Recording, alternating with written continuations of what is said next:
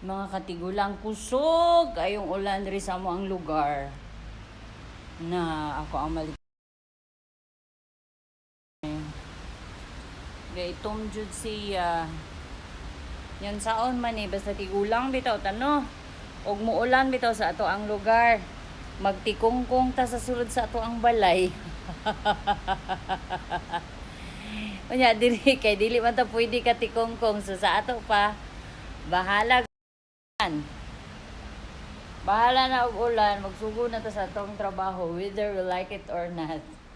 Lami pa unta kaayo ligid-ligid, lami pa unta kaayo kumbatig tikongkong sa suok. Sa mga tigulang bitaw no magchika sa ta. Kani magud ako ang gihimo diri is health. Para magud sa health. So ako ang page is health. Ay, Diyos ko, ginawa ko mga katigulang.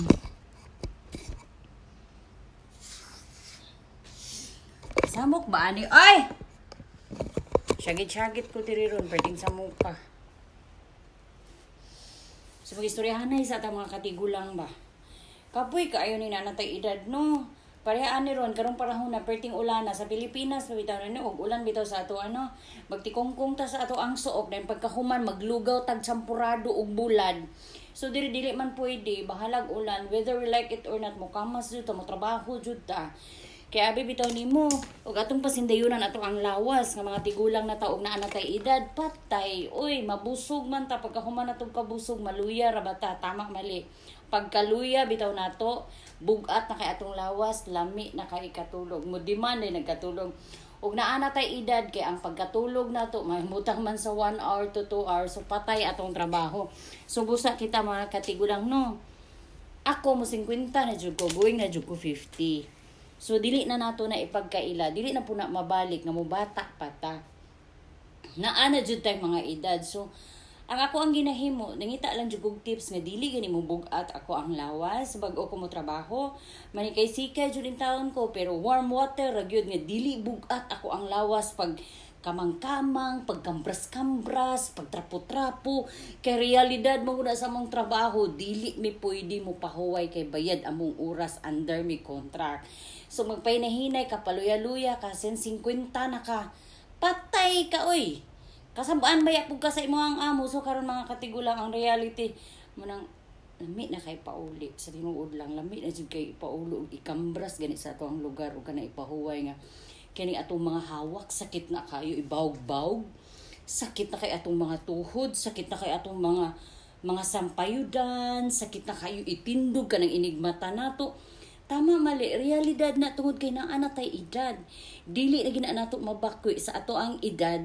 Mo 50 na ta mo abot na jud katapol og kakapoy sa atong mga bukog dili na ma-stretch pa. So karon ikaw na lang jud kabalo mo disiplina sa imong lawas, especially sa food. Especially sa food nga imong gi-intake sa imong lawas. So need gyud nimong healthy nga food every day. Every day. Less sugar, gamay ra ang rice. Kanang rice nga imong kaunon or either tulo ka kutsara or usa ka scoop. Kanang scoop, kanang cup nga ingon ana ra. So, ikaw, pili ka sa imong kinabuhi. Gusto ka maging healthy, nga wealthy, or gusto ka maging healthy as 80 kilos. Nya kapoy man kaayo. Kapoy man kaayo og bugat na kaayo ang lawas sa man nato pagtrabaho nga dili man ta katrabaho dayon kay ingon ana naman kadako ato ang lawas. So what should we do? Pero nang buhaton nato is kinahanglan healthy. Tama mali. Healthy, healthy, healthy, healthy. Health is wealth. Magtrabaho na ko. Saban ko sa akong amo magtrabaho na ko. Be happy and enjoy. Just happy, happy day and